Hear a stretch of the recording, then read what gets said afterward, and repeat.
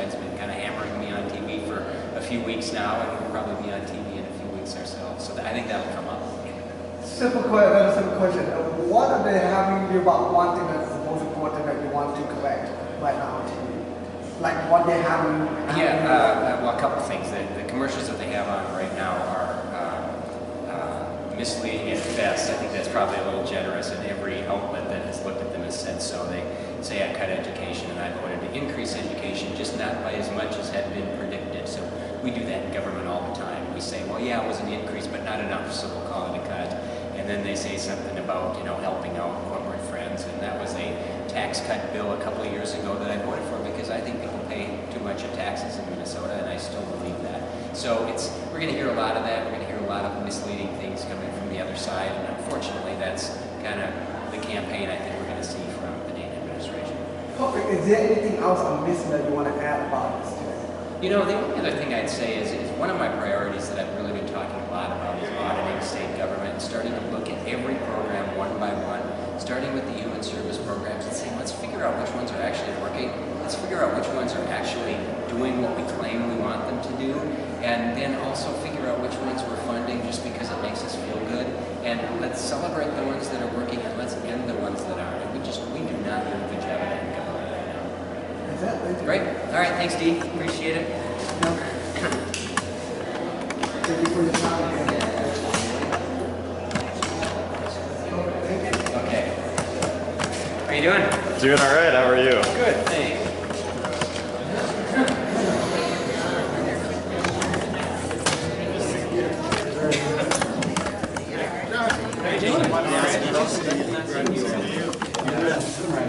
How you doing? Good to see you. Coming down here. Yeah, absolutely. This is great. Nice to meet you. We really appreciate it. Yeah, well, I appreciate all you guys do here, so you do well down here. It's a nice night. Very chilly. Yeah, you feel one of it. It's okay. I left that Team Jeff button at home. How are you? All right, good. Okay, thank you. How are the polls doing for you? Good. We just got our fourth poll now. We were 7%. We had 2 sevens.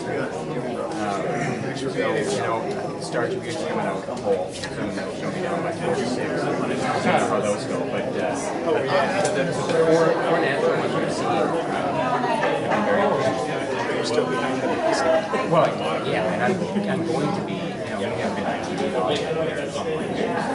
About half a year. We were expecting this to be honest. That's where Tom was Labor Day 4 years ago. Is it on now? I don't know how to use it. Yeah, so I feel Dave needs to be gone. He's not good for Minnesota.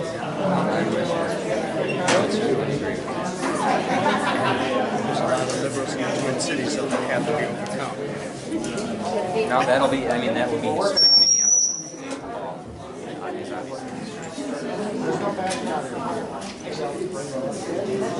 This is nice.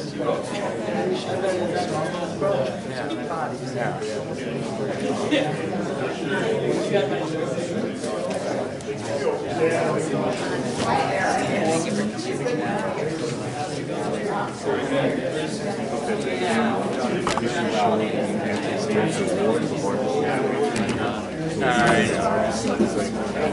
Really? But they came tonight, so that's good.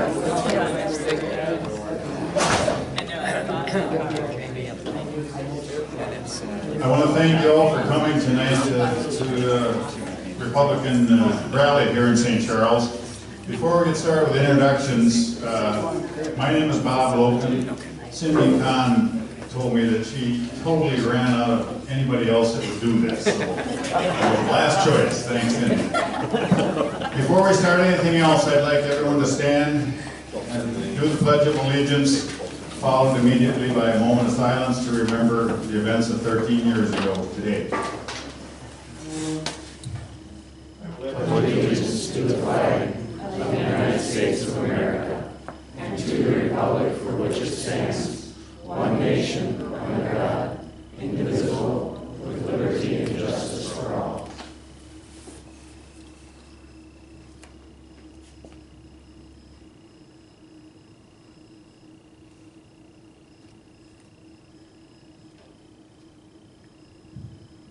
Thank you. Every election cycle, we are told and we know that this is the most important election of our lifetime. And that's true. They're all important. Just as they seem to be getting more important as we go along. So appreciate you all coming tonight, and I'm just going to kind of stay out of the way. I'll quickly do an introduction of Jeff Johnson for governor, along with Bill Queasley. I don't think Bill is here tonight.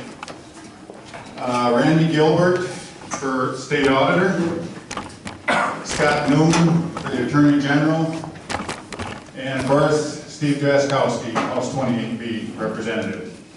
A couple of items. One item is the governor's race. It gets a lot of attention, but we all realize that the other offices are of great importance. We see what happens when we have an attorney general on the federal level politicize the office, and we need to elect our people. So to start with, I'll pass it on to Jeff.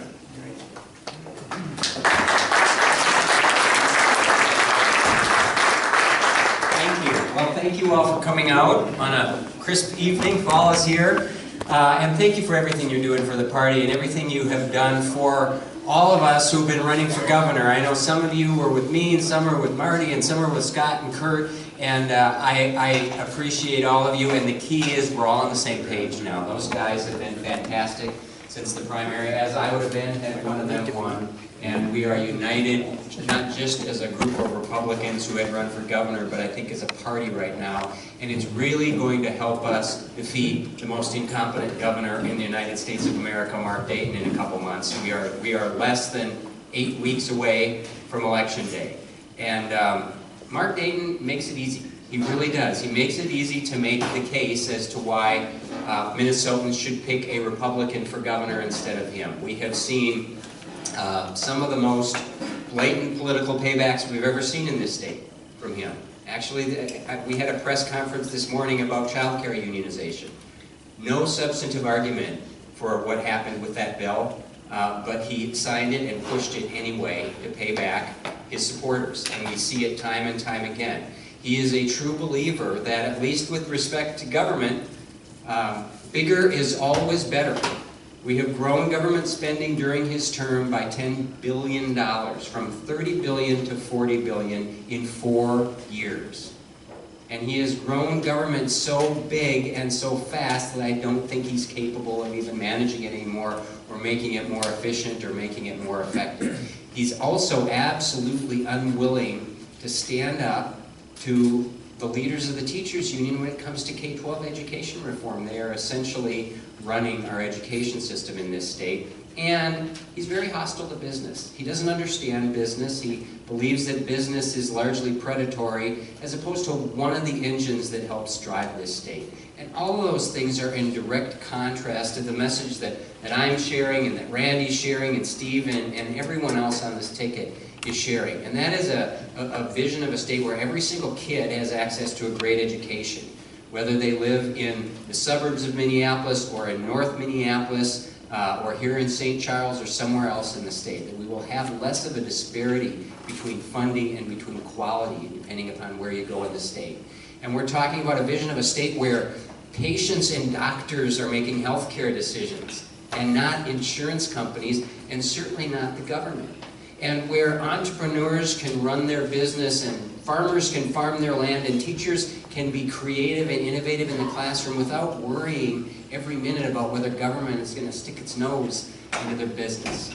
And most importantly, we're talking about a state where we have ended this belief that the poor are poor and the rich are rich, and all we can do is redistribute people's wealth. And instead, we're celebrating people who are successful, and we're never giving up on people who are poor, and we are preaching every single day a sincerely held belief that the poor can become the middle class, and the middle class can become rich, and anyone who starts with nothing can still achieve anything in this state. That's the vision that we're all trying to share. It's a positive vision. It's a vision of hope for people that we're not hearing in St. Paul right now, and I think it's that vision that's going to help us win this race. So I will tell you, I feel great about where we're at. We've had some polls the last few weeks that showed us a lot closer than we thought we were going to be. That shows Dayton in every single one of them under 50%.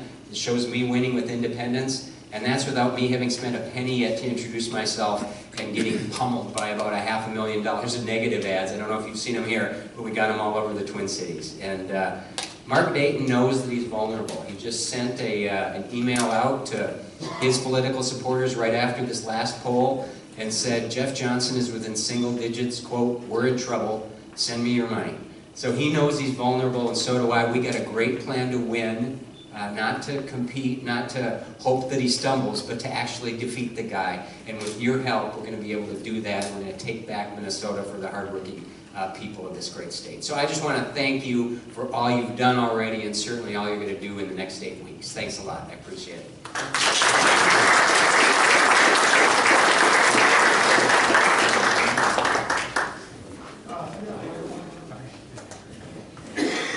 We'll do the introductions of all four, and then we'll come back for a question and answer session. So, Randy Gilbert, State Auditor.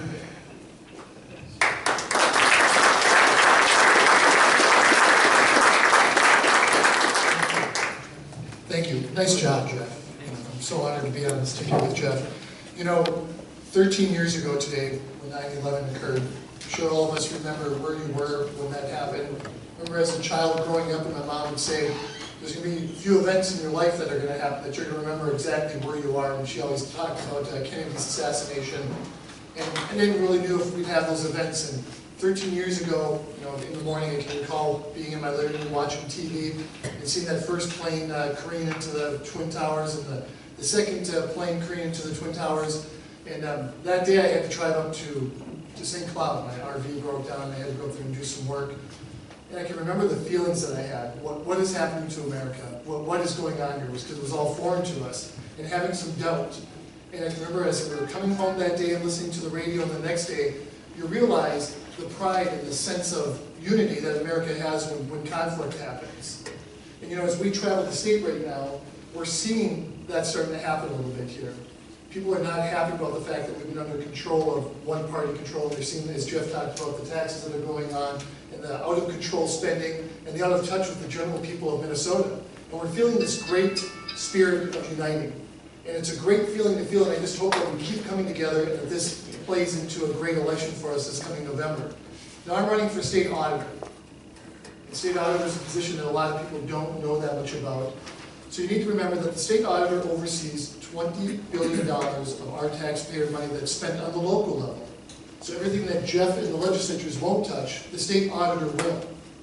$20 billion that's being spent on the local level, 3,300 taxing entities, cities, townships, school districts, counties. There's a lot of accounting that goes on here. There's a lot of auditing. When I jumped into this race about a year ago, I sat back and I was thinking about what would be most important for the state auditor to possess, to represent the people of Minnesota, to work for the people of Minnesota. And I brought it down to 3 major characteristics: knowledge, experience, and independence. Now, I will be brief on this because I'm going to go into the forum on everything here. But out of all the candidates running for state auditor, I'm the only candidate who's an accountant. I'm the only candidate who graduated from college with an accounting degree. I have 25 years of accounting and auditing experience. I've worked for KPMG, Mark. I've worked for McGladdery. I've had 25 years of working with companies and helping companies find their deficiencies, make them more efficient, and make them more profitable. But along the way, the most exciting thing that happened to me happened after I moved out to Long Lake. I moved out to Long Lake and recognized that my city had a spending problem. And I asked the people of Long Lake, hey, can I help you get our spending under control? And they graciously said yes to 3 terms. And over the course of 3 terms, we lowered the budget in Long Lake. We eliminated our reliance on local government aid. We did those 2 things without cutting one service that the people had before I took office. And I think that's important for the people of Minnesota to realize that I'm not this guy that wants to, believes that we just have to cut. There's a smarter way to doing things. I know best practices as an accountant.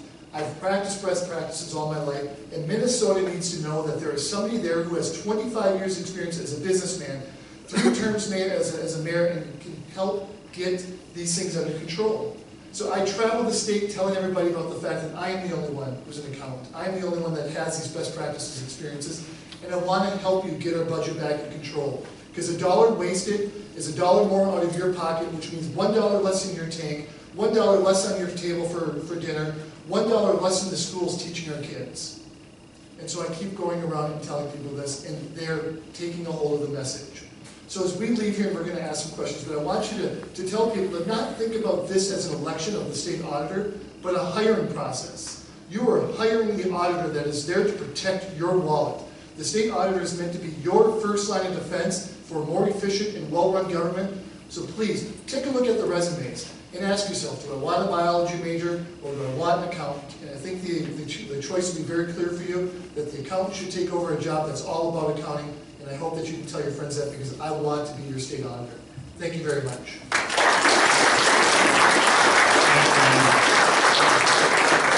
Scott Newman is not here. Okay. Steve Draskowski, 28B representative. Thank you all. Great job, Jeff and Randy. It is a pleasure to work on this campaign with two individuals like we have here. If Senator Newman, who is running to be Attorney General Newman, was here, I could say all three. And people of strong integrity, people who are serving for the right reason, people who know what they're doing, and people who are going to help us turn this state around.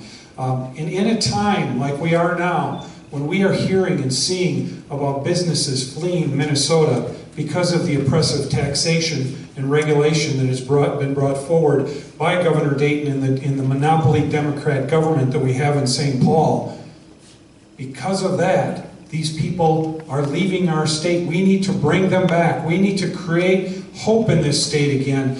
Bring forward an economy and an environment that is inviting to business, inviting to the jobs that come with business, and can help us retain and bring forward prosperity again. But the way we went was not the way to do it the last 2 years with the monopoly Democrat government we have in St. Paul. What we saw happen was a full $2.1 billion increase in taxes, the largest, to fuel the largest spending increase in the history of the state of Minnesota on an all-funds basis. A full 15% increase in the size and scope of the state government in the state of Minnesota. So while state government grew by 15%, I understand, and I've read in two different places, that the net income of families in Minnesota and throughout the U.S. has decreased by $1,500 or $1,800 per family per year over the last 6 years. So while our incomes are going down out here, the government is growing at huge leaps and bounds, turning around and spending the largesse, the public largesse, on things like $90 million Senate office buildings. Now folks, the senators have a place. The representatives have a place. As a matter of fact, right now, the way the plans are with this $90 million monstrosity that they want to build in St. Paul, there's going to be 118 offices for 67 senators. Now, common sense is violated up there all of the time, but when it comes to be a problem is when that it impacts on the people of our district and the people of our state and their prosperity and their ability to raise their families and their ability to pay off their student loans, their ability to pay off their mortgages, and their ability to move forward. That's when it's a problem. And I was door knocking last night in a trailer court in our district. And I saw people there, and two guys came up to me, and they're young guys, and they were smoking. So one of the things I talked to them about was a cigarette tax. They raised the monopoly Democrat government raised the cigarette tax by $440 million to fund things like the $90 million Senate office building. And when they raised them $440 million, they raised the price of a pack of cigarettes, the tax on the pack of cigarettes from $1.23 a pack to $2.83 a pack. What is that, 150% increase or something like that? And these people are trying to survive in our trailer courts, in that one anyway, and they are just beside themselves about what their government is doing to them. The Democrats are hurting the people with the least means in our state with these taxes. We saw the same thing come forward with the tax on farms. Another brand new property tax that goes out on farms and businesses across Minnesota, general education levy, a brand new property tax, an inheritance tax that makes it hard for young farm families to pick up the family farm and get going because government's going to come in the way and scoop up half of the equity or more in the farm in order for the young generation to take over. That's the kind of thing they were bringing. We heard about the warehouse tax. Bob, companies like yours that are chasing those companies out of our state. We heard about the farm tax, the tax on farm equipment repairs, and what that's done to our farmers. The Democrats are hurting the people of Minnesota. And it's time for us to turn around and stand up for the individual again. And these folks up here, and if we can bring forward a majority in the Minnesota House of Representatives, and if we can elect Senator Newman to be our next Attorney General, we can bring forward a government in the state of Minnesota that is no longer a monopoly Democrat government. We can bring forward a government that listens to, hears, and perfectly responds to the needs of the people again. So help us get out there between now and November, and let's turn this state around and turn the switch back on the Minnesota economy. Thank you.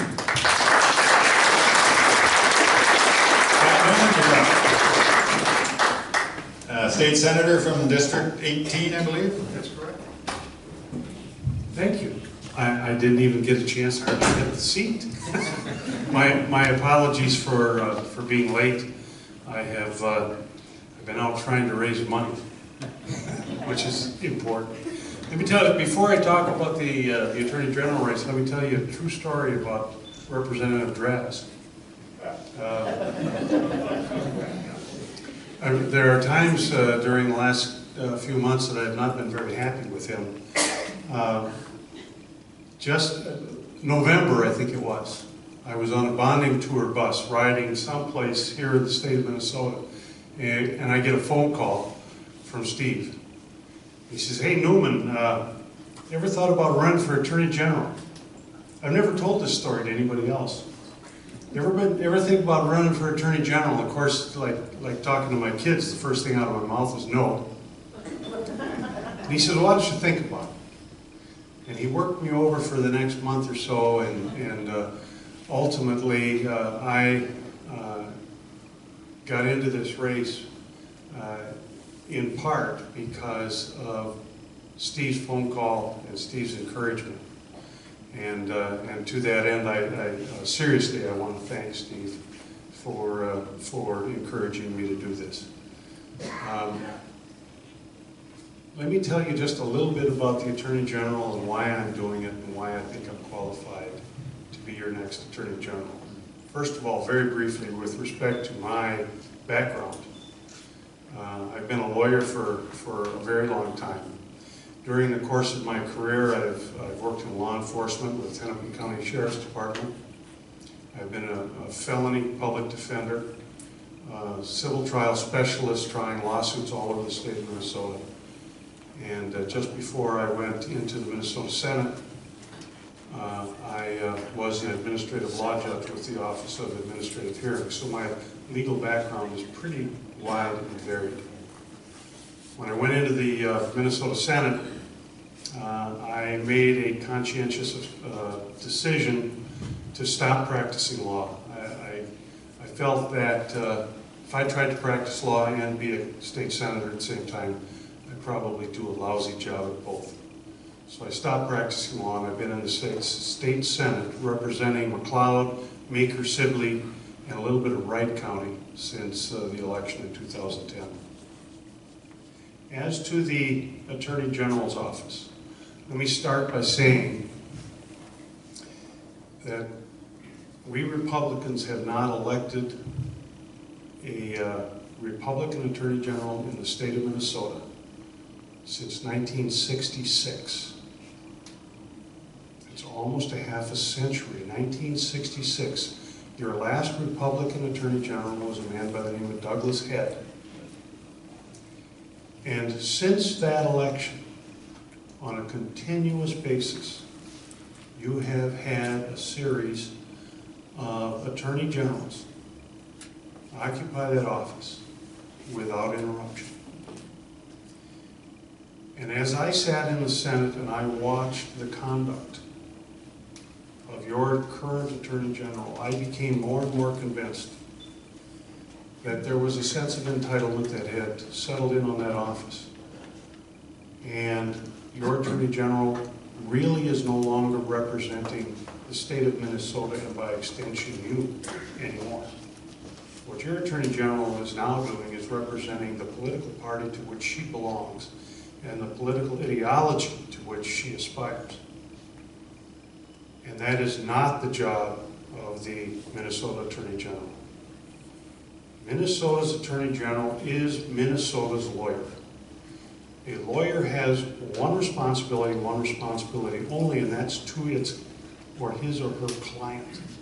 And that's the state of Minnesota, and she is not doing that. You can pick any political issue of the day that is politically partisan, and I will explain to you how and why she came down on the side of her political party and not on the side of the state of Minnesota. Now, let me give you I'll give you one quick example. In the southwest corner of this state, down at Pipestone, Laverne, down in that area, Worthington, those communities literally ran out of water. Their wells went dry. And the federal government and the state government and those local communities got into an agreement, a contract, a compact.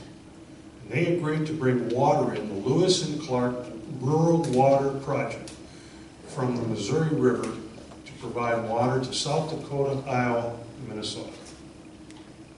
In Minnesota, you paid your share. And the people down in Worthington and Laverne, they paid their share.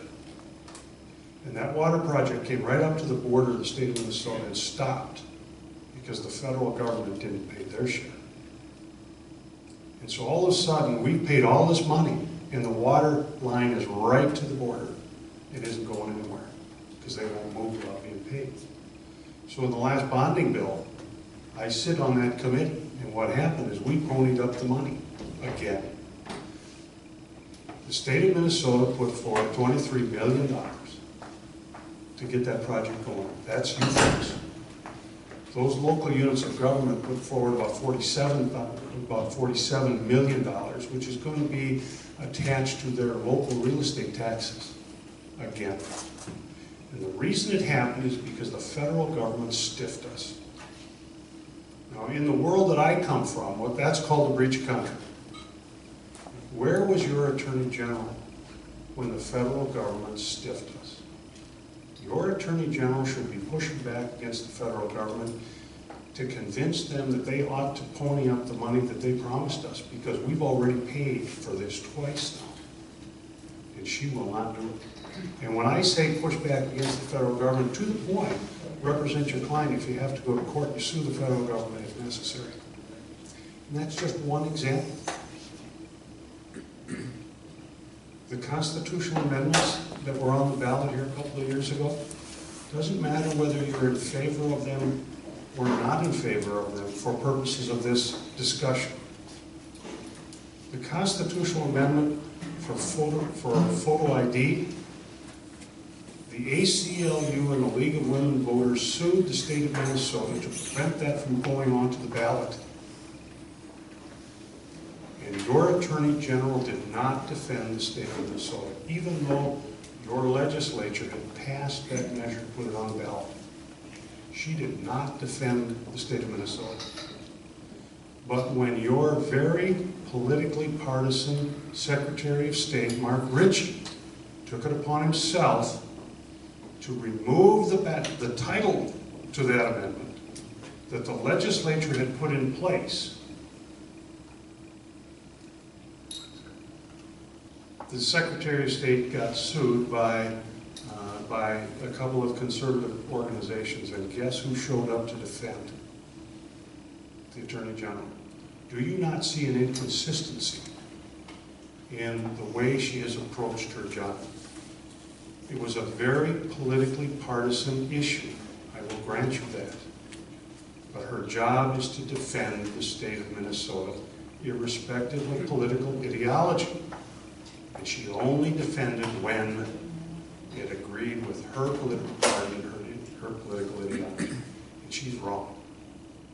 And she has done it over and over and over again. The new Senate office building, online voter registration, Obamacare, attorney generals across this nation filing lawsuits against the federal government to stop the federal government from imposing their will on us in this state. We are a sovereign state. Your attorney general filed what's called an amicus brief, a friend of the court. She filed a brief with the Obama administration supporting it. Doesn't matter whether or not you agree with Obamacare or not. The point is you defend and you represent and you are an advocate for your client. That's the state of Minnesota. And when I saw all of these things going on, that's what convinced me to step up to the plate and run for Attorney General. While it isn't legally mandatory that the Attorney General be a lawyer, oddly enough, it isn't required. I frankly think it's a very, very, very good idea that your Attorney General be a lawyer and be an experienced lawyer, and that's why I'm doing what I'm doing. I do not agree with the partisan politics that is currently running that office and has been in that office for almost a half a century. Consequently, I have stepped up and I am going to do my very best to be elected as your next Attorney General. So with that, that is the story, that is the explanation, and I will tell you that your Attorney General has all kinds of constitutional and statutory authority that has been granted. I would estimate that there's probably 600 to 700 specific statutes granting the Attorney General authority to act in one fashion or another. The authority to file civil lawsuits, the authority to investigate, the authority to subpoena, the authority to prosecute criminal actions, the authority to represent the state in criminal appeals, the authority to represent the state in consumer affairs, the authority to represent and oversee all of the various state agencies and the rules and the regulations that they enact. It is a very, very important position. So with that, I want to thank you very much for your attention. I hope my explanation of who I am and what I'm doing and what the Attorney General is all about answer some of your questions. And if not, I will be around when we're done here, and I'd be more than happy to visit with you. Thank you very much. Thank you, Senator. A lot of enthusiasm here. That's why it's important to have a group at the grassroots level to come and see the enthusiasm and the experience that's up here, and especially in a year like this. So we're going to open it up to questions. Keep them, if you choose to make a statement, at least make it in the form of a question, so we can keep this moving along. We hope to have you out of here by 8, but hell, if we're having fun, we'll keep going. So go ahead. Anybody's got questions for one of them or all of them as a group? If you want to use the mic up here, that's fine too. Yes, sir. I have one question. You mentioned Obamacare. Is that deductible yearly on that policy, or is it overall?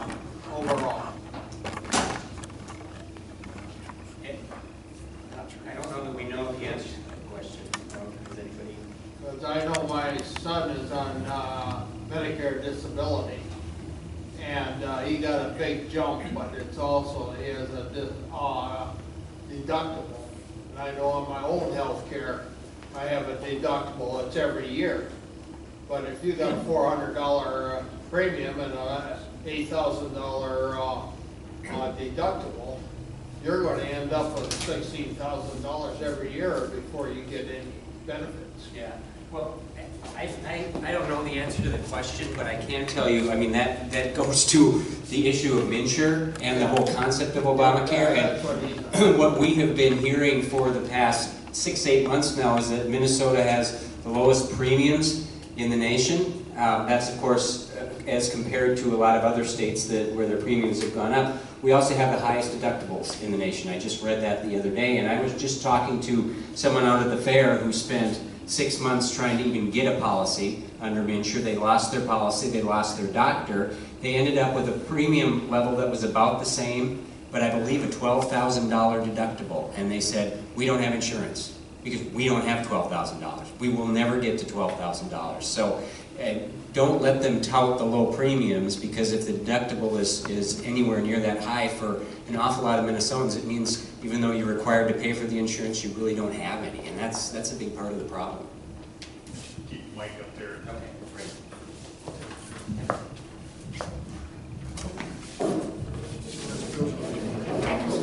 Well, just talking about premiums, we are in the part of the state in southeast Minnesota that the premiums increased for women in our part of the state by 200% in the last year. Men are right behind it, about 180 or 190% increase in our part of the state. In Minneapolis and St. Paul, conversely, many of those actually saw some decreases or were flat, but our part of the state saw huge increases, and I think we're anticipating something similar this year. I just also heard yesterday from a constituent who is trying to get their son off of their insurance policy that they ordered through MNsure, and they are unable and have been unable to remove him from their policy because he's got insurance elsewhere. So they're having to pay for him all the way along, and they're locked into that. So more and more problems with this terrible place that the government should have never gone. One comment on Winona County has a budget deficit right now. They're talking, the interim administrator said that 17% increase in property taxes, and then to explain this deficit, one of the parts of it was that we've had to hire people in each county to deal with Obamacare, the Affordable Care Act, so it's costly. If I may dwell on this just for a moment as a state auditor candidate, for the last 6 months, 7 months, I've been talking about the fact that, we know this has been a terrible rollout. It's costing the state far more money just to implement this program that we didn't need in the first place. And I've called on our current state auditor 3 or 4 times about, why aren't you talking about this? Why aren't you getting involved? Because it's your job to protect the people and how they are spending their mony.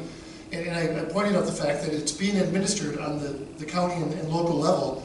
And our current state auditor has done worse than saying, I don't want to touch it. She's saying, it's not my responsibility. And I clearly showed to her that it is her responsibility as a state auditor, that she should be getting involved, making certain that these programs are as efficient as possible, and actually reporting to the people of Minnesota how much additional money this is costing them. And from what we've been able to calculate, it is another $60 million on top of all the extra money that we've talked about when you go through all the counties and local levels of government that have had to hire additional people and implement different systems, and Jeff and I have had these conversations at Hennepin County as well. It's a cost that keeps rolling, and they're not talking about it, and as we've talked about before, and it's going to be a theme, it bears on your shoulders and your wallet, and it's unfortunate that these people are not stepping up, our elected officials, current elected officials, are not stepping up and calling this stuff out. So you had Yeah, what's your opinion of the press? It seems like they don't tell us the whole story, the whole truth. They hide half of it, they don't tell us anything. Yes.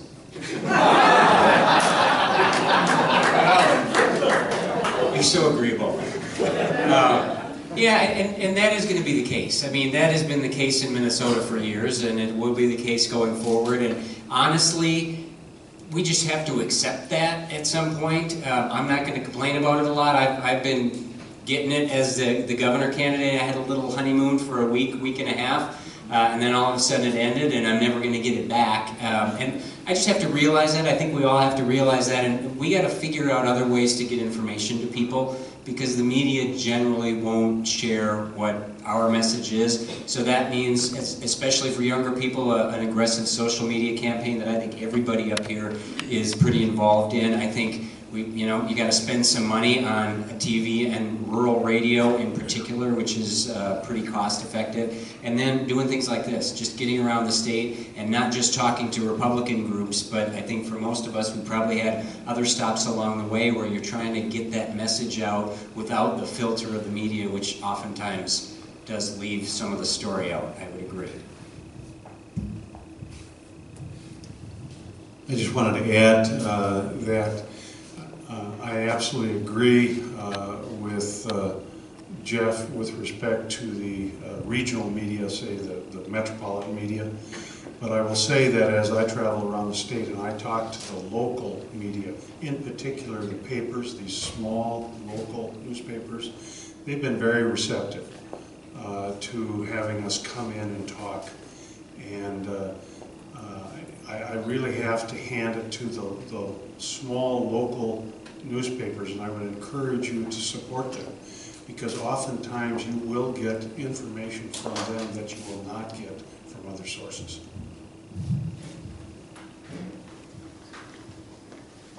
Question?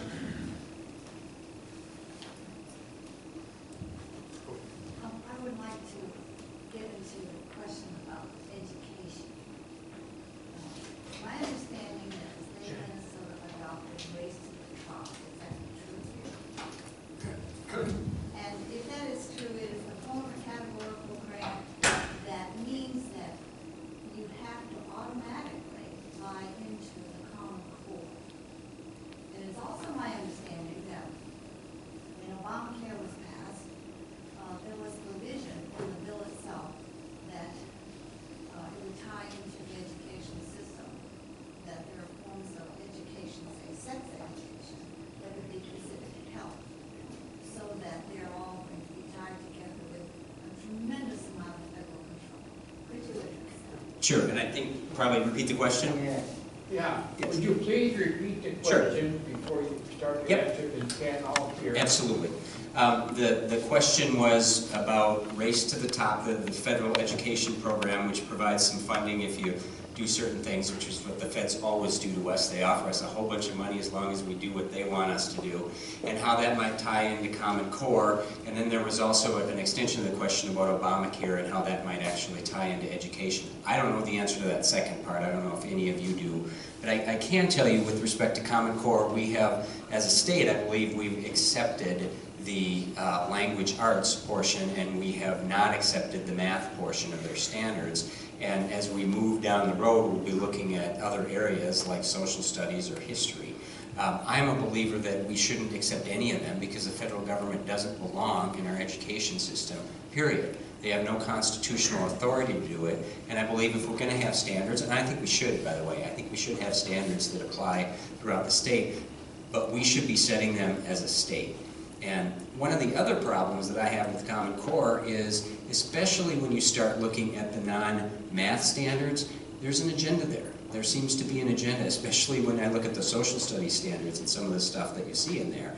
And that's certainly not what our standards or our curriculum should be about. It shouldn't be about anybody's agenda. It should be about what kids need to learn. And so, you know, I'm going to be a strong opponent of any federal role in our education system and a strong advocate for state standards that are knowledge-based rather than agenda-based. I don't know if anybody has an answer to the second part of that question or not. No? Okay.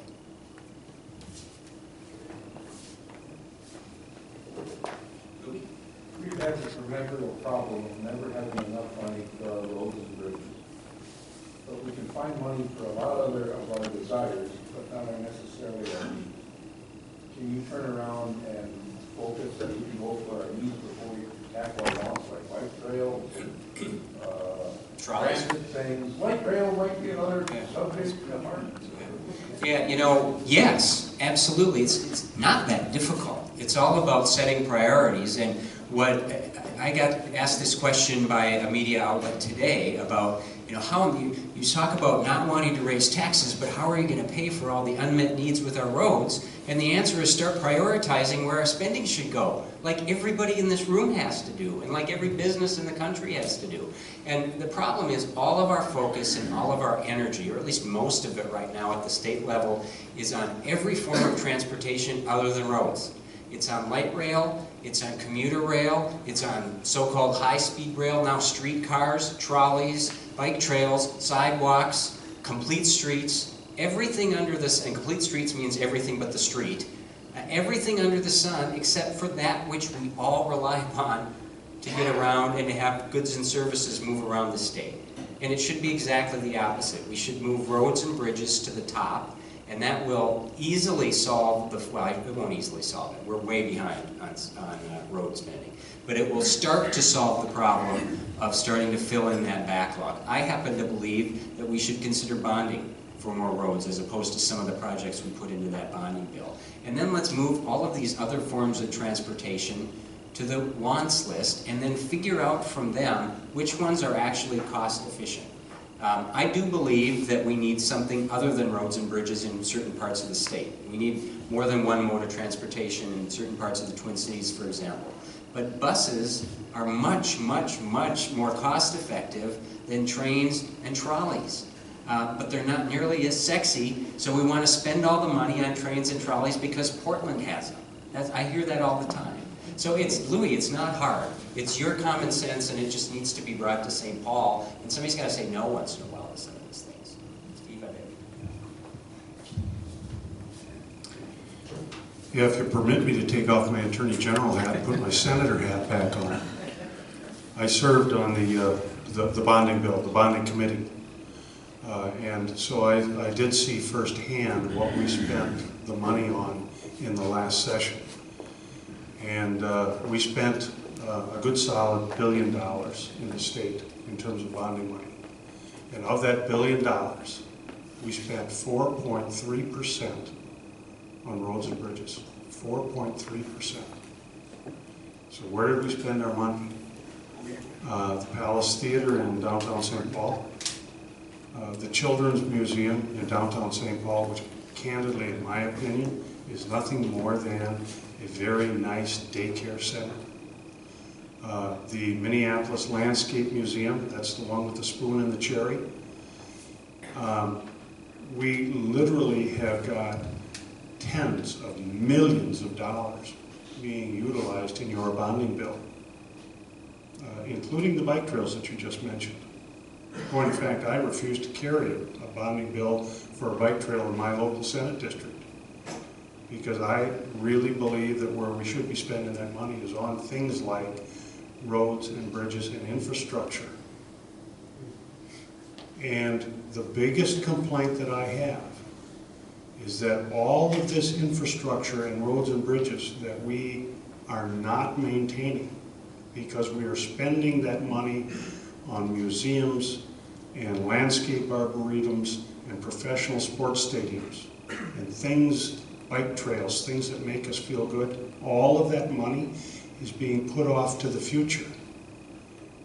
And my grandchildren and your grandchildren are going to ultimately have to step up to the plate and come up with the money to fix the roads and the bridges and the infrastructure in the state because we are not taking care of it. And it's our fault for the burden that we are placing on those children. Yeah, I think Jeff nailed it quite well when he said we need to move back to common sense. And for those that have been to the Capitol in St. Paul, you know that it tends to be a vacuum of common sense. And you know, we seem to have mission creep within our Minnesota Department of Transportation. I mean, we have light rail train proposals, I think, like spokes out of a wheel out of every part of the Twin Cities. We're hearing now of a bullet train that they want to build. We don't know who wants to build it yet. They're kind of hiding from that, but we think it might be the Mayo Clinic, who was a recipient of about $500 million of the people's money, the crony capitalism that was funded them this last session. I learned something. Crony capitalism begets more crony capitalism, because now the argument is, we're going to have all of this growth coming out of Rochester. And because of all this growth, now we have to build a train. Well, who's going to pay for the train? Well, we only have to look as far as the Hiawatha line, the Twin Cities, which I rode once just to see what it was like.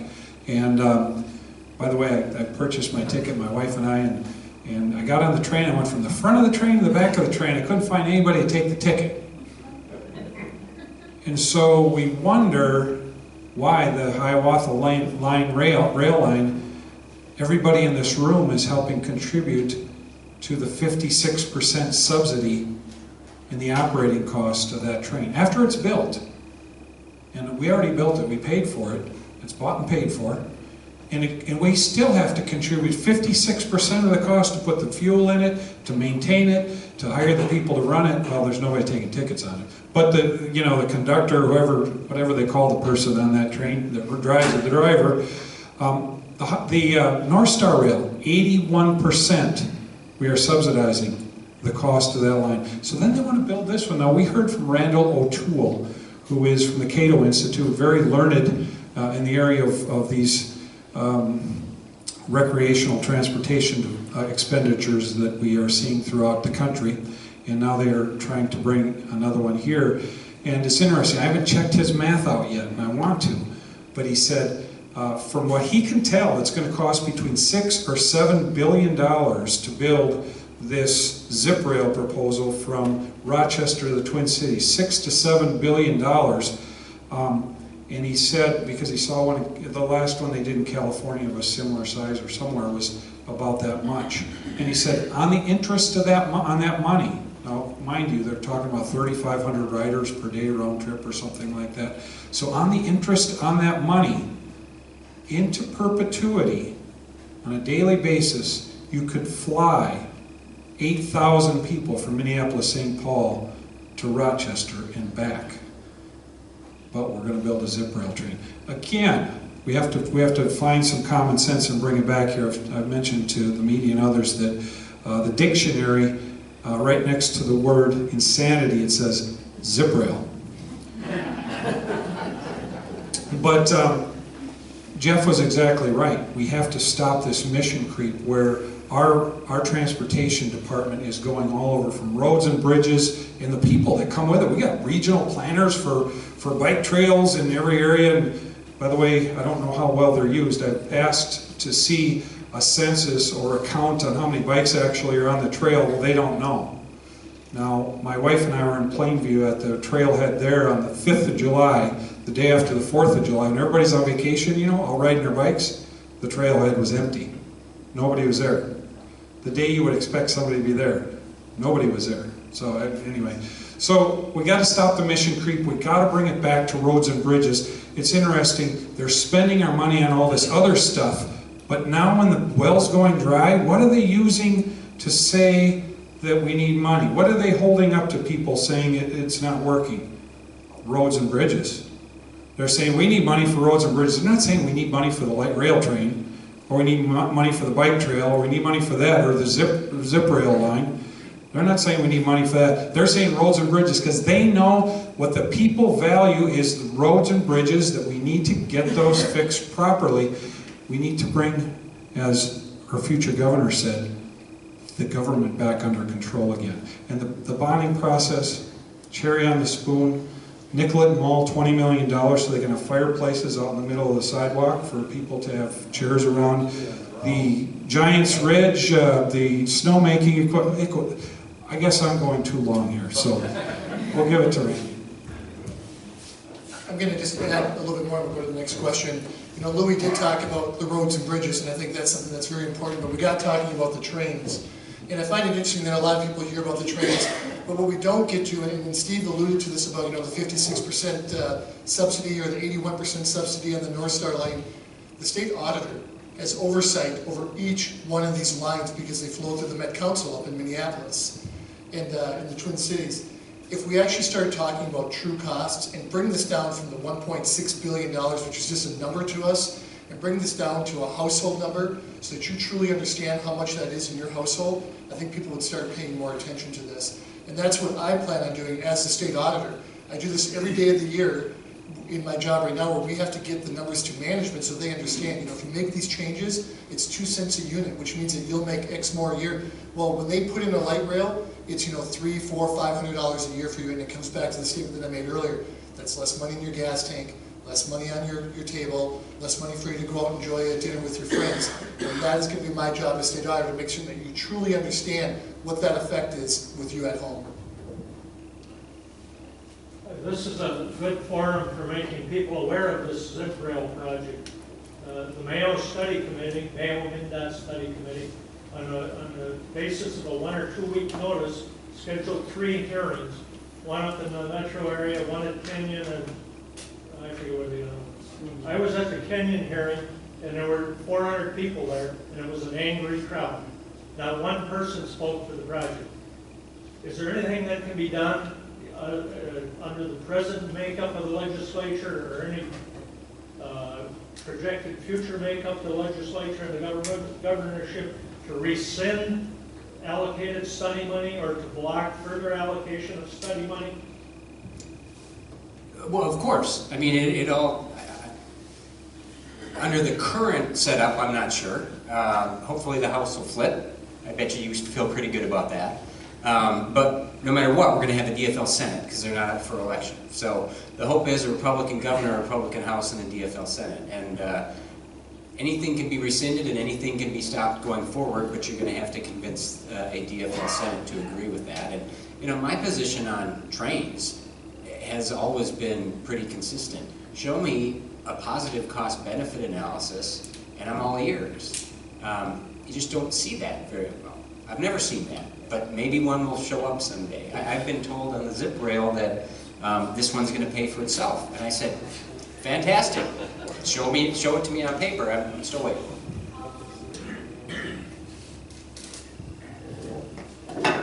Where did you meet that drunk? Oh, yeah.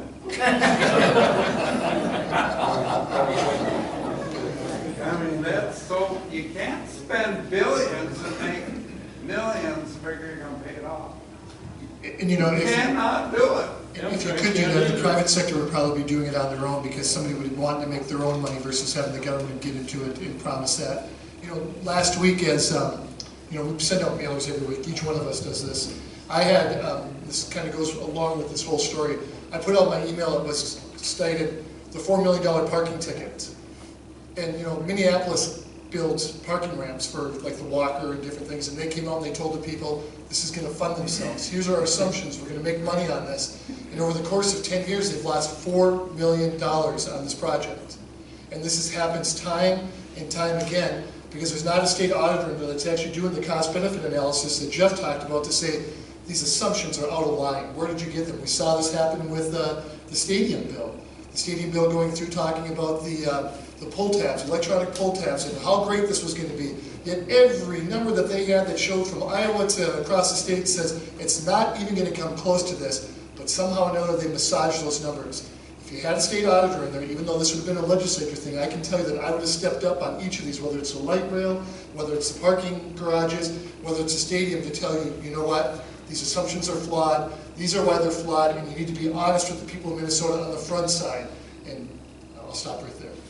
I want to go a different direction here for a second, and I see everybody here is of a certain age and a little older, but I see 6 ladies here that are probably college age. Would one of you come up here and just give us your perspective of what you see? You're going to be paying for a lot of these things. Would one of you come up here and just say what's important to you? I don't want to put you on the spot. What he wants to say is Renee is candidate for office. You should be getting Give her the mic. You're all for this, huh? Give her the mic and she can stay there. 7 girls, they Hi, my name is Lene Han. I am running for the district for 28A for the House, second to Steve. College students are interested in moving forward and moving past what we have. When I talk to students across campus, they're concerned about the same issues you are, but they're also concerned about how they're going to pay for everything, and they're concerned about how they're going to move forward and afford everything. 48% of college students, when they get out of college, are getting jobs that they first need a degree for, and second, most of them aren't within their major at all. So I think it's important for us to be getting jobs and for jobs that we went to school for. And I think those are the big points for us. They're nodding their heads, so I'm assuming I hit that on the head. Good. I saw a hand raised, oh, there you go. Does Mr. Hagedorn go down here? Yep, certainly. Jim Hagedorn, he's running for District 1, federal, as Congress. Well, let's get some questions out of the way here. Is there another question right there? Yeah, my wife is a retired teacher. A few years ago, first the Twin Cities joined up with the rest of Minnesota and raised Cain with the payout. Then colleges joined in and more or less sucked that fun out. And now, I don't know what's going on up there right now, but she's scared and she's definitely worried about the fact that that fund is going to go out. And that after the difference, it was based on pay. So of course the Twin Cities were getting a lot more pay, so the retirement was higher. Colleges were another one that got a lot higher salaries. Then the real kicker is a lot of these people retiring in their 50s and getting as much money in retirement, and there was 15 years of kick-in that they never had to kick in. You know, this is a question that plagues all of the United States, and you're talking about the pension funds. Yeah. And I'm going to take it a little bit different, but come back to your question, because you know, Minnesota has a lot of different pension funds, and what we find is a lot of people start their pension funds at the local level, and they say, oh, we've got this, and local levels of government make promises, and pretty soon they can't keep the promises anymore, so they roll them into a state program. So we have, right now in the state of Minnesota, a $17 billion unfunded public pension liability. We owe money that we just don't have, and that's if you take the state's number at its face value. As a private sector guy, I've gone out there and taken a look at what Standards & Poor's and Moody's have said, and the number is closer to $50 or $60 billion of unfunded public pension liability. So your concerns are correct, and I'm concerned about the fact that we have a number right now, depending if you believe the state or the private sector, that's equivalent to $3,000 to $10,000 for every man, woman, and child in Minnesota right now that we don't have in the account to pay these people. Now think about that. Your wife worked hard. She wanted to go into retirement years and believed that she should be able to retire and go off into the sunset and not have to worry about a thing.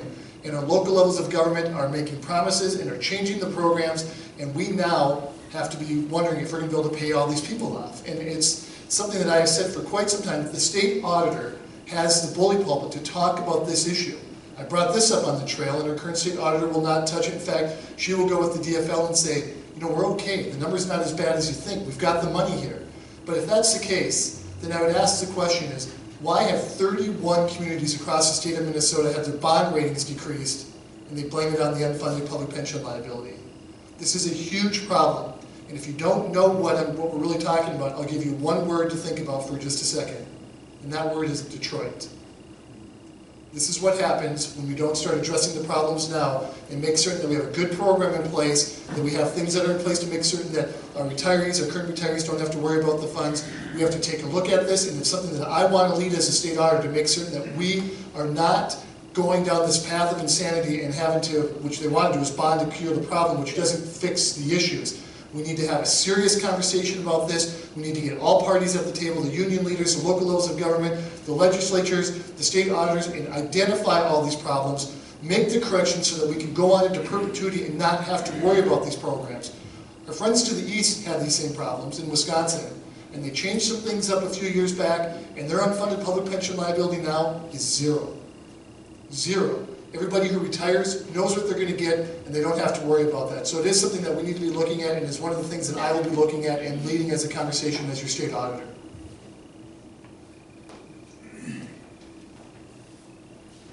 What's your stances on the laws of the Constitution and namely the Second Amendment? I'm sorry, the question was the Second Amendment? I didn't hear the whole thing. The laws of the Constitution, all of them. Well, it's namely the Second Amendment. For all of us, it's our job description. I won't speak for them, but I bet they agree with that. And certainly for the governor, both the state and federal constitution are the job description. And so whether it's the Second Amendment or any of the others, that is what we ought to be following. I get pounded on TV for being a, quote, Tea Party Republican, and people say, are you really a Tea Party Republican? I say, I don't know, but I believe we should follow the Constitution, and I think government's too big, so I don't know what that makes me. That's just the bottom line. And the Second Amendment, I think we have to remember what the purpose of the Second Amendment was. It wasn't so that people could go deer hunting. It was so that they could protect themselves. That's where I come from. Well, I guess in terms of the Constitution, both federal and state, and the state statutes, the job of the Attorney General is to pay attention to and enforce those laws. And just by legal definition, the starting point for all of us in terms of our laws is the Constitution. There isn't a civil law that trumps our Constitution. So that's where we start. And then as the legislature passes various statutes, it is the responsibility of the Attorney General to see that those laws are enforced and interpreted correctly. And again, one of the authorities that an Attorney General has is to issue what is called an Attorney General's opinion, which carries the force of law, if not otherwise overturned by the court system. Jim? Come on up here. Thank you. I'll just add real quick, Bob. Yes, I'm a very strong supporter of the Constitution, and as Jeff said, it is our job to remind ourselves and those around us that it is the Constitution that is the supreme law of the land, and that in the face of another law that we believe is not constitutional, we need to bring that to light to the public and bring those realities to the people. Or a bill, and we see a lot of bills a lot of times too that the constitutionality is questioned. But specifically in terms of the Second Amendment says shall not be infringed, period. And it is the amendment that underpins the freedoms represented in all the rest of them. Thank you. I'm just going to add on top of that, I govern as a constitutional conservative. It is not a guideline, it is a framework that a great country was based on, a great state was based on, and that's how I'll be performing my job as well. I'm Jim Hagedorn. I won't take much time because I'm kind of crashing their party, but it is a pleasure to be with so many good conservatives here tonight and hard-working conservatives running for office. Please get out there and do everything you can to support these men and get them elected at the state level. I'm running against Tim Walz, the most liberal congressman in the history of southern Minnesota. After 6 years of Obama and 8 years of Tim Walz, the people of this district are done with him. They're tired. They're ready for a change. They don't like this Obamacare. They don't like the higher energy prices with cap and trade. They don't like Dodd-Frank. It's hurting community banks and farmers. They don't like all the spending that's doubled under Tim Walz. They don't like this amnesty for illegal aliens that they're trying to put down our throat. They don't like what's going on in the Middle East. People are mad at almost every darn thing you can think of. And the congressman and I are on opposite sides of all the issues. A very big philosophical divide, and we go right after the guy all across this district. People want to know, can we win? How do we win? How do we beat an entrenched congressman? One of the ways we do it is we get out and work. We meet the people.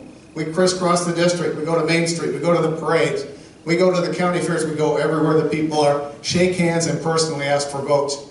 That's one of the ways you have to do it against an entrenched incumbent who's going to have a little bit more money than you, probably a lot more money. The other thing we can do is highlight the issues and engage them on the issues, and we do that very nicely. Now, in the past, the congressman has won re-election mainly by taking votes in traditional Republican areas, farmers, veterans, and gun owners. I got to tell you though, having been across this district, there is no passion out there for the Democrat position in southern Minnesota. There is no passion for Tim Walz and what's going on in Washington, D.C., what's going on at the state level. I'll give you 3 examples. On farmers, we have a lot of backing from farmers, and we're picking it up every day. The strongest support I have in this district, financially and otherwise, is from farmers. I'm from a farm area over in Blue Earth, grew up on a farm in Truman. Farm Fest, about a month or so ago, Congressman Walz and I were on the podium again. And we talked about agriculture. and how generally I said, you know, we agree on the basic programs, but here's where we disagree, and here's how the congressman is hurting farmers. He's driving up their costs with Obamacare. He wants to slap a 5% tax on them with cap and trade. He's for Dodd-Frank, that is making it impossible for young farmers to get into business. And he's for all these regulations coming out of Washington, particularly out of the EPA, that are harassing farmers and hurting them.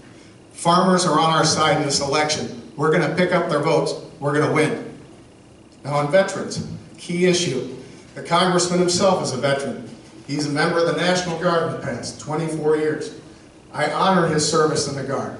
I honor everyone's service in the military. I didn't happen to serve myself. But this election has nothing to do with that. This election is about the congressman's service in the U.S. House of Representatives.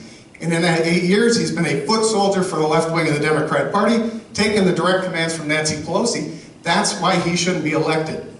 Just a month ago, in response to what was going on in Arizona and other places where veterans were dying at the hands of their government, the House of Representatives passed a bill, a $17 billion bill, that said the following. If you live more than 40 miles from a veterans clinic and you have an appointment 30 days out or more, well then you can go to your own doctor and the federal government will reimburse you. Now I dare say, if Congressman Walz or someone in his family was sick, he's not waiting 30 days to go to the doctor, they're going the next day. And I believe that every veteran in this district and country deserves the same health care as Congressman Walz and his family and the civilian bureaucrats in Washington, D.C. We have veteran after veteran coming up to our campaign. At the parade, some of them say, I voted for the guy 4 times, never again. He's not good for veterans anymore. We're picking up veteran votes, we're going to win.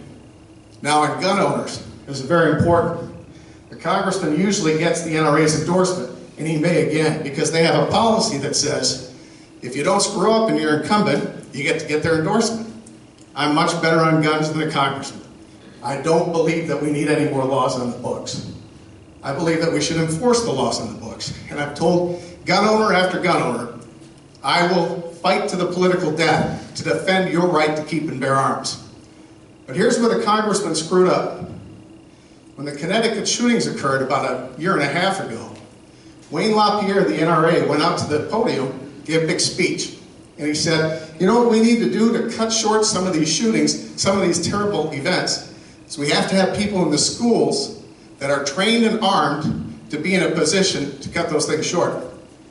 Tim Walz showed his liberal bias because he ran straight to the podium after that and said he was disappointed in the NRA. He was disappointed in Wayne LaPierre because we shouldn't turn our schools into armed encampments. That showed a liberal bias for gun-free zones. Then, in response to the Obama, Pelosi, Biden, Feinstein gun control bill, Tim Walz said he was open to that bill. And I tell the gun owners of this district, just for being open to that bill, you should be open to kicking him out of office.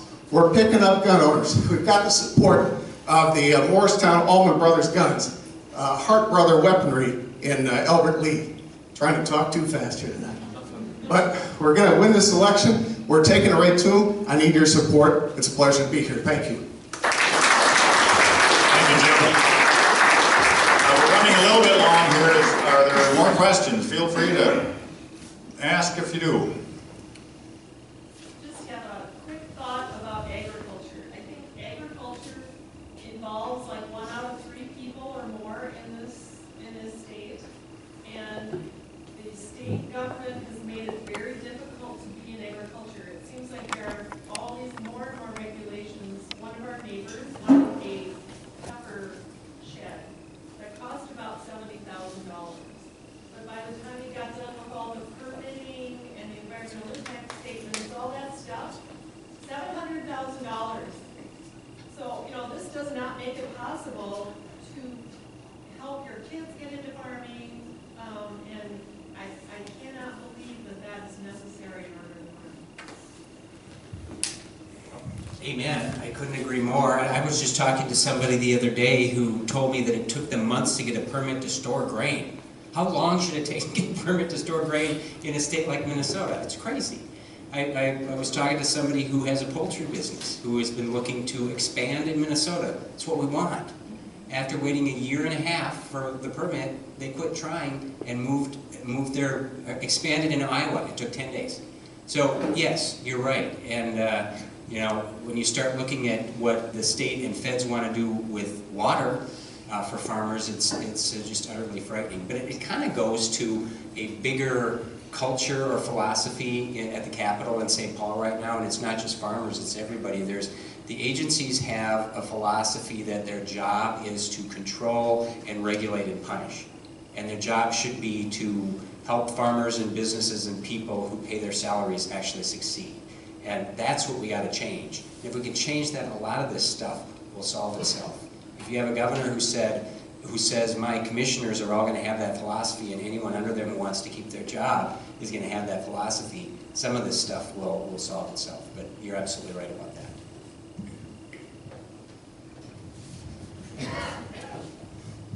While an administrative law judge, this is an area that I would often sit in on hearings for, i.e. regulatory agencies, and the permitting and the licensing that comes from it.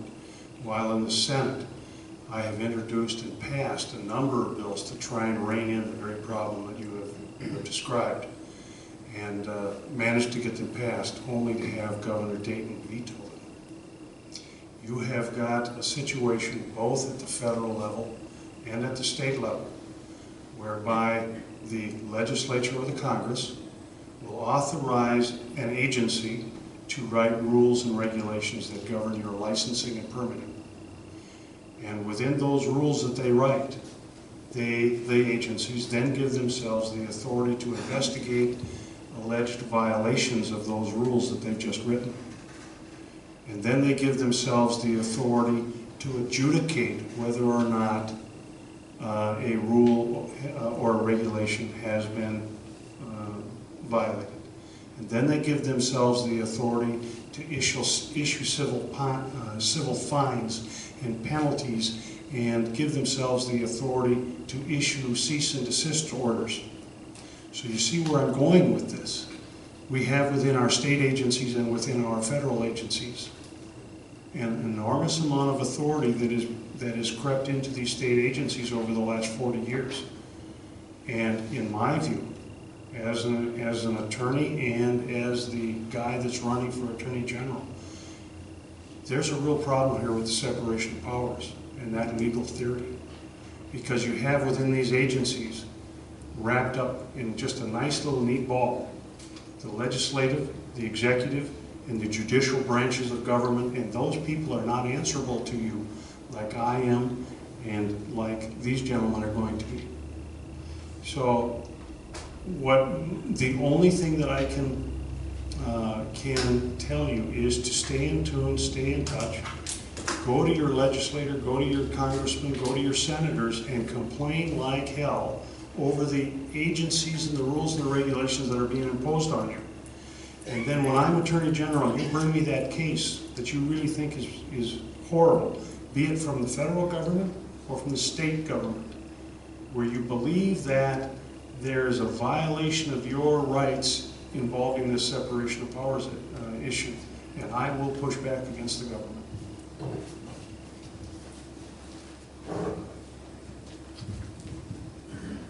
You know, one of the things I think I've talked to some of you about before that we see that I think probably everybody would, if they saw it, struggle with, and that is in the legislative process, oftentimes, way too oftentimes, we see agencies come forward purveying bills before the legislature that they would like to have passed to expand or change their powers, authorities, definitions, etc. And we had one of those this last session. It was a rulemaking bill, and the Senator remembers it. I don't know if you guys didn't pass it, or your body didn't pass it. You wouldn't have voted for it anyway. But the bill you're talking about, I argued against. We had 2 hours on one of my amendments. We had okay, he was trying to throw sand in the gears like I was. So, so here you have the Minnesota Pollution Control Agency, Liz, coming forward. Now, as the Senator was talking about, what happens is After bills are passed, agencies look for opportunities within the language of those bills to work out the details that are not covered in those bills and exactly how they're carried out, on the ground. And sometimes, as he mentioned, they go beyond the authority offered in the bills or in their rulemaking authority to begin with. But the MPCA employee who came before the legislature, and this bill passed the House, and we stomped it. It was arguably the most egregious grab of power that happened this session, and it didn't get signed into law because it didn't make it through the Senate or get signed by the governor. But what it would have done is expanded the rulemaking authority of the agencies and taken away existing power of the citizens to participate in the rulemaking process, to provide their input into the rulemaking process. And think about it. You have an agency coming here that would benefit all these agencies to foist up even more power and make it even more difficult. Probably, arguably, at least for farmers, one of the worst agencies, the MPCA and the DNR, probably those two. And I can guarantee you, if we end up with monopoly Democrat control again after this election, that bill will be #1 in front for them, and it will pass and get signed into law next session. So it's a very, very, very important election. Where does the courts fit into this issue? Maybe Scott can help, but there is an administrative law process in the rulemaking process. An administrative rule judge does get an opportunity to review some of that and hold some accountability there, but there's still a lot of latitude for the agency. Question back in the corner. A lot of the rules and regulations the EPA has passed in the last few years don't work with agriculture. Some of the farms that have been in existence for 50 to 100 years, grandfathers, fathers didn't know the rules and regulations, particularly ditches, intermittent streams, sinkholes, but there's no funding for the SWCDs in southeast Minnesota the last couple of years to help fix these problems. Is there any reason southeast Minnesota is not getting any of these funds?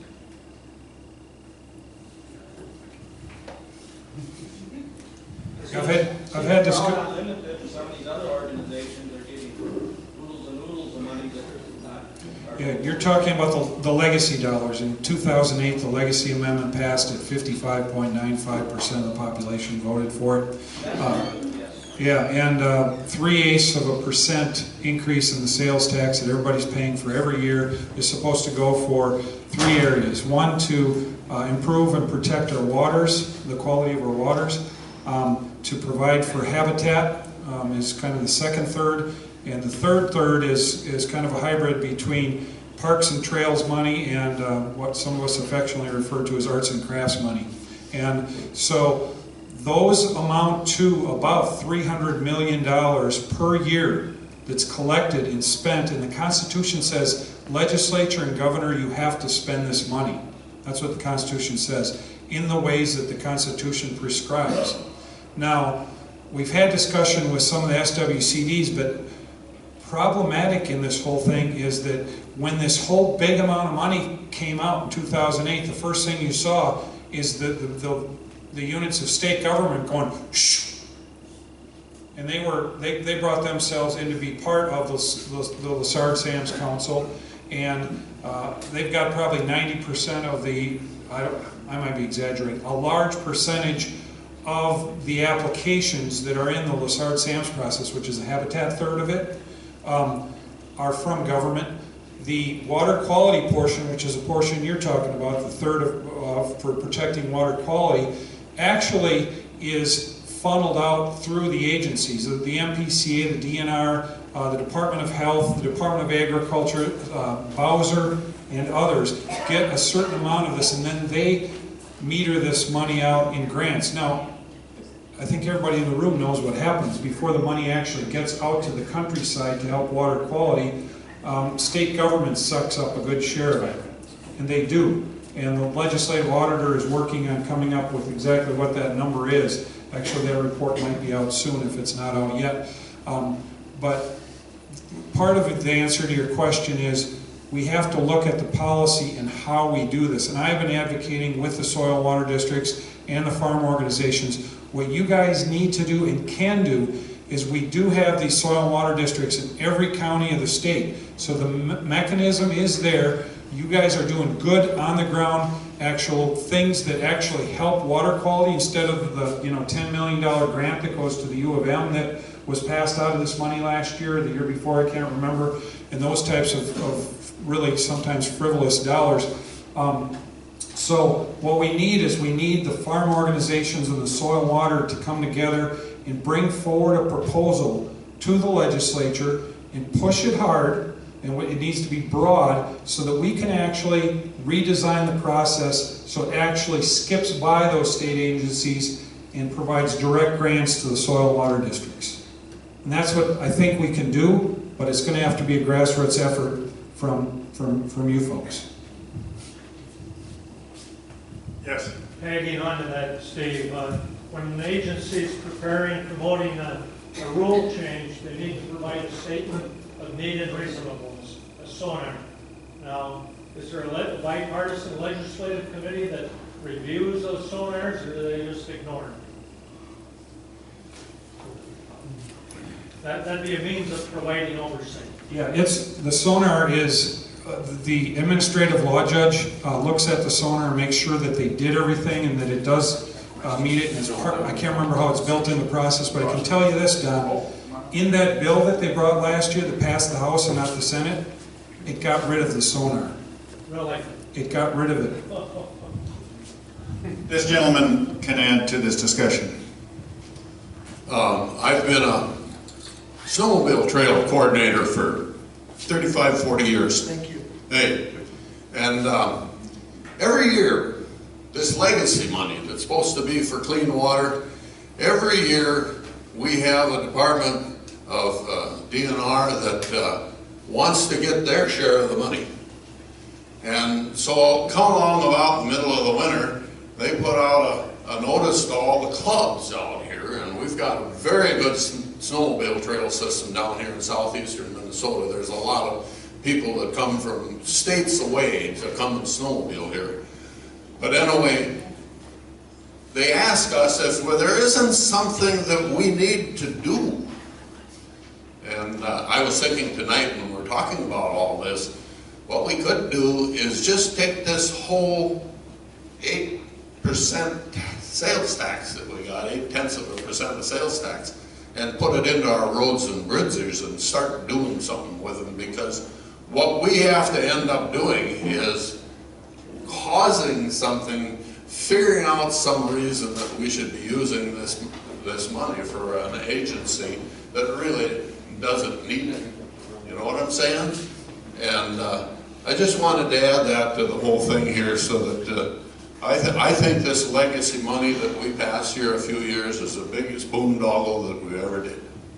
Thank you. We haven't lost too many people, but I don't want to push it any further. So thank all of the candidates. And I don't know about you guys, but I sense something coming in November. I really do.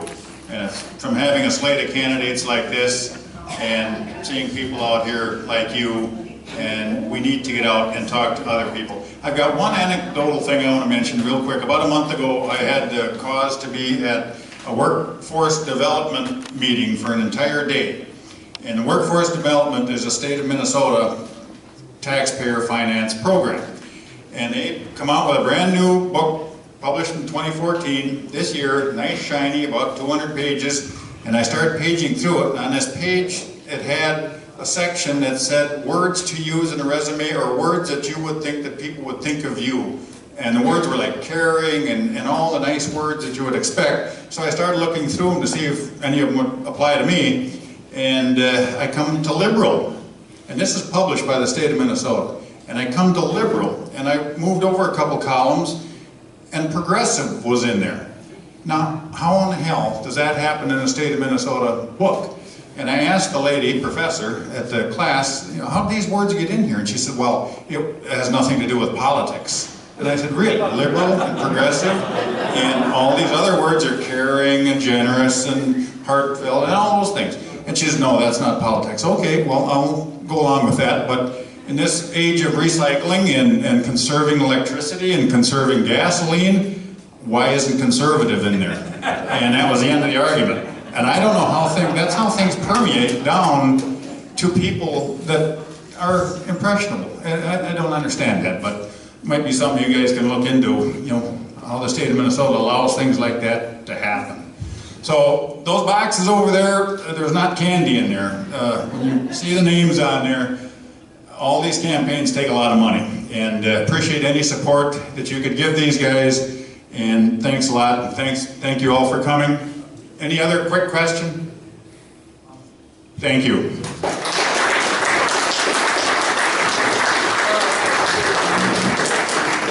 Oh, these guys have envelopes that they can pass out if you'd like to put something in an envelope for them.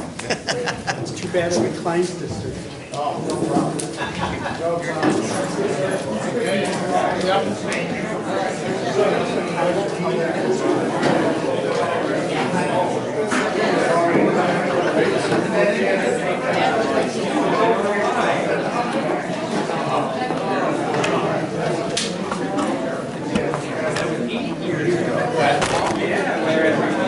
Yeah, that was 2006.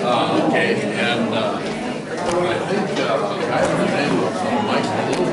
Oh, sure, absolutely. Mike and I go deer hunting every year. He's out behind our house. Yeah. That's great. What's he doing? I haven't seen him in a couple of years.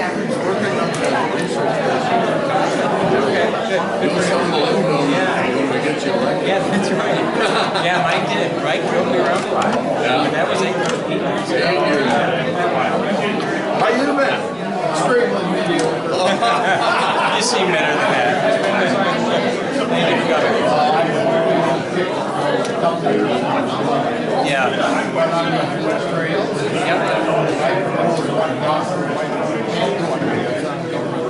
Okay.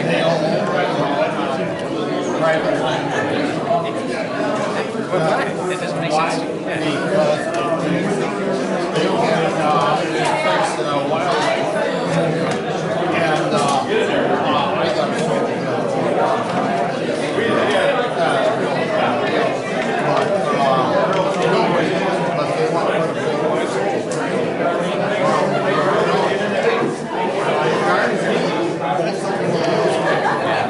I mean both. That's about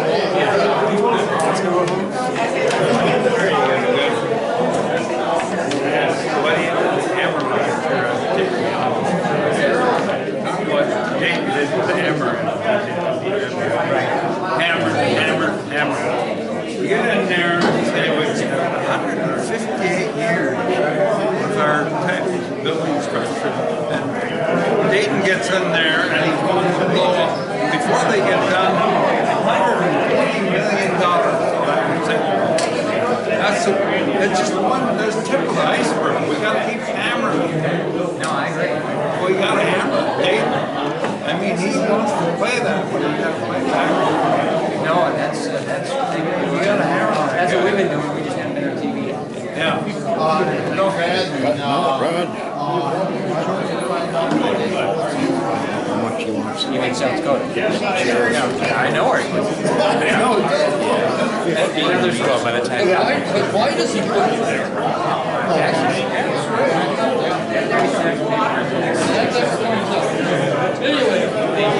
Thank you. Appreciate it. Yeah, thank you. Appreciate you guys being here. I want you to be a poor loser. Hey, won't be a poor loser. Okay. Well, I got the local DNR but it's required. And he said, no, I can't give it to you unless I inspect it and all that kind of stuff. Oh, he said, hey, remember, I got a degree in forestry. I had basically a master's degree in science. I had 45 years of farming. And he shut up. Yeah, they get so paranoid that they just Steve has trouble. They come up there and they're open there.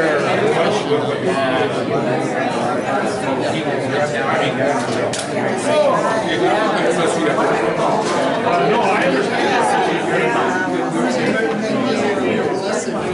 It's very important. Very important.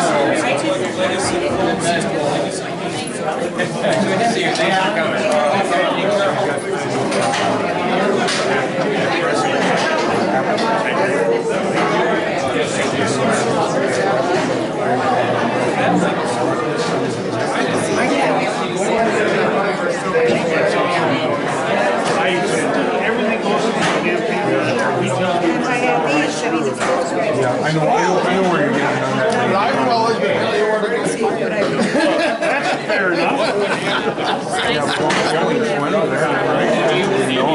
devil came and seen them when they were down there. You knew that the whole time the devil came and asked, "What do you guys keep everything right now? You're supposed to do that." You know the trouble. It's like you're going to Super Bowl.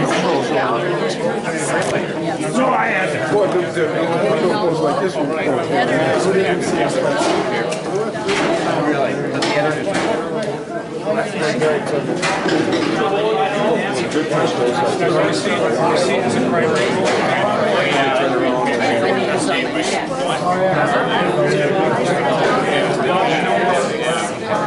Well, there's a box over here. So there was definitely a reporter. Yeah, that's what I thought. I just didn't know. When you guys leave, besides taking your breaks, that's being great. Thank you. So we just grabbed it. Thank you. Appreciate that. So this is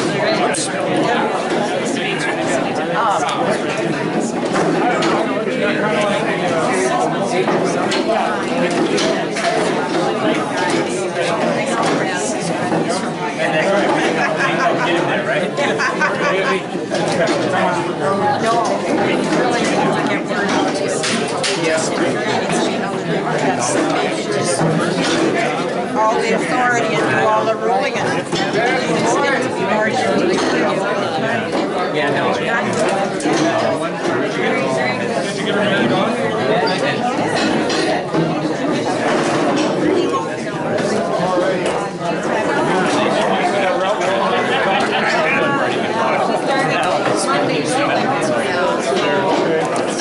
Well, thank you guys for coming out. I appreciate it. Oh, thank you. Thank you. That matters a lot.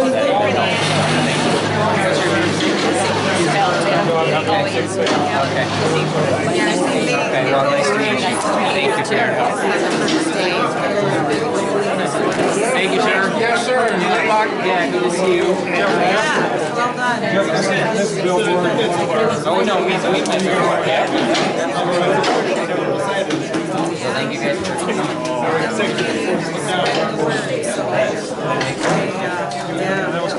That's kind of what you guys are so much. Just get enough people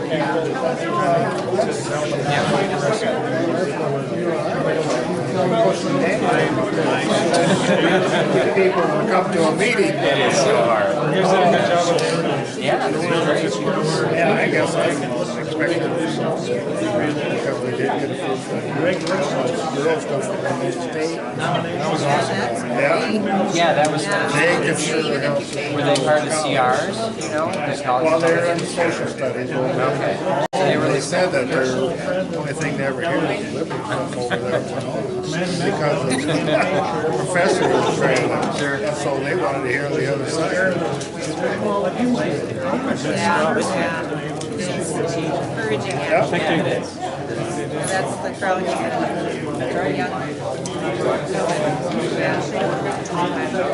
right, well, thank you. Nice to meet you. Yeah, Take care. Good luck to you, and if we can do anything, I think we're gonna head out. Thank you. Yeah, Good job. Once in a while, so. Yeah, that's good. Stay in touch. All right. Thank you. Yeah. Thank you, guys. Thanks. Have a safe trip home. Thank you. We're supposed to, there's a little box of food behind us. I think everybody's Yeah, we're getting better. Right. Some very good candidates here tonight. I really enjoyed listening to really informative, you know.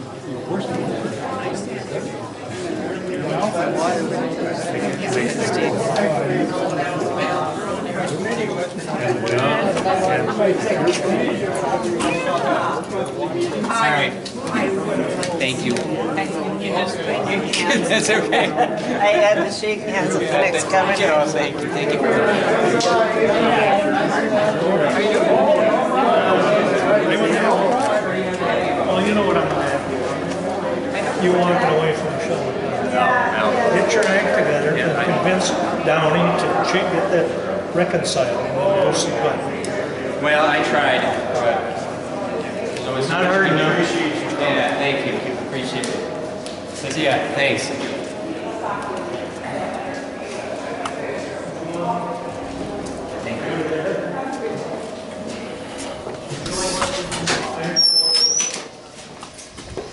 Thank you. You bet. See ya.